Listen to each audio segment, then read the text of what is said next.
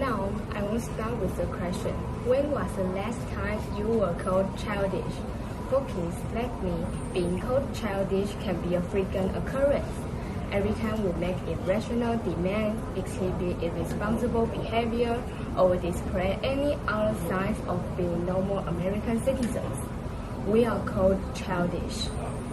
Which really bothers me. After all, take a look at these events. Imperialism and colonization, World Wars, George W. Bush. Ask yourself, who's responsible? Adults.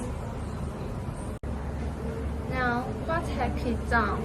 Well, Anne Frank touched millions with her powerful account of the Holocaust.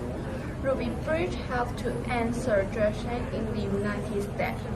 And most recently, George Simpson helped to raise 120,000 pounds for Haiti on his deathbed. So, as you can see, evidenced by such examples, age has absolutely nothing to do with it. The traits of word childish addresses are seen so often in adults that we should abolish this age discriminatory word when it comes to criticizing behavior associated with irresponsibility and irrational thinking. In many ways, our audacity to imagine helps pushing the boundaries of possibility. For instance, the Museum of Glass in Tacoma, Washington, my home state, Washington, has a program called Kids Design Glass, and kids draw their own ideas for glass art. The resident artist said they got some of their best ideas from the program because kids don't think about the limitations of how hard it can be to blow glass into certain shapes. They just think of good ideas. Now, when you think of glass, you might think of colorful Chihuly designs or maybe Italian vases. But kids challenge glass artists to go beyond that, into the realm of broken-hearted snakes and bacon boys, who you can see has mid vision. Now, our inherent wisdom doesn't have to be insider's knowledge. Kids already do a lot of learning from adults, and we have a lot to share. I think that adults should start learning from kids. Now, I do most of my speaking in front of an education crowd, teachers and students, and I like this analogy. You shouldn't be a teacher at the head of the class, telling students do this, do that. The students should teach their teachers. Learning between grown-ups and kids should be reciprocal. The reality, unfortunately, is a little different, and it has a lot to do with trust, or a lack of it.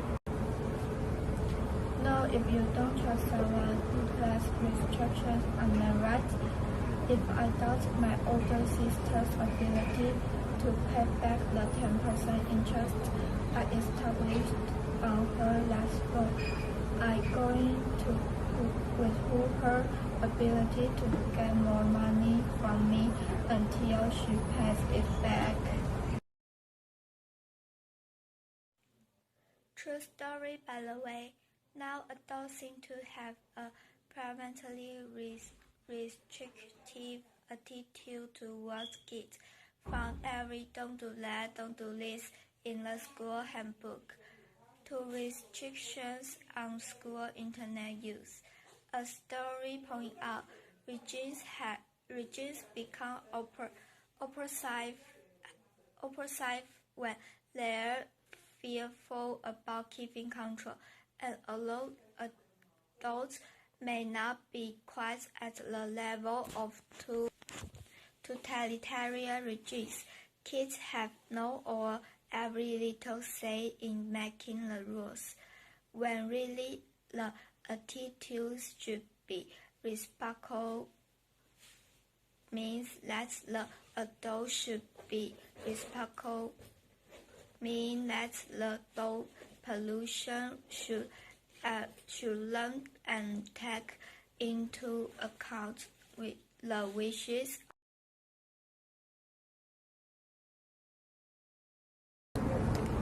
Now, what's even worse than restriction is that adults often underestimate kids' abilities.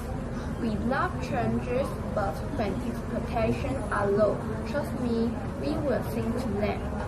My own parents had anything but low expectations for me and my sister. Okay, so they didn't tell us to become doctors or lawyers or anything like that. But my dad did read to us about Aristotle and pioneer drum fighters. When lots of other kids were hearing the wheels on bus go round and round.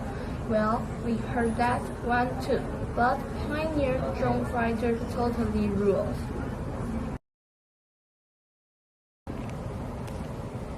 I love to write from the age of 4. When I was 6, my mom bought me my own laptop equipped with Microsoft Word. Thank you, Bill Gates, and thank you, Mom.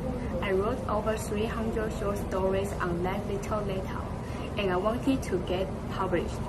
Instead of just scoffing at this heresy that a kid wanted to get published, or saying wait until you're older, my parents were really supportive. Many publishers were not quite so encouraging. One large children's publisher ironically said that they didn't work with children. Children's publisher not working with children? I don't know, you are kind of narrating about client there. One publisher, Action Publisher, was willing to take the leap and trust me and listen to what I had to say. They published my first book, Flying Fingers, you see here.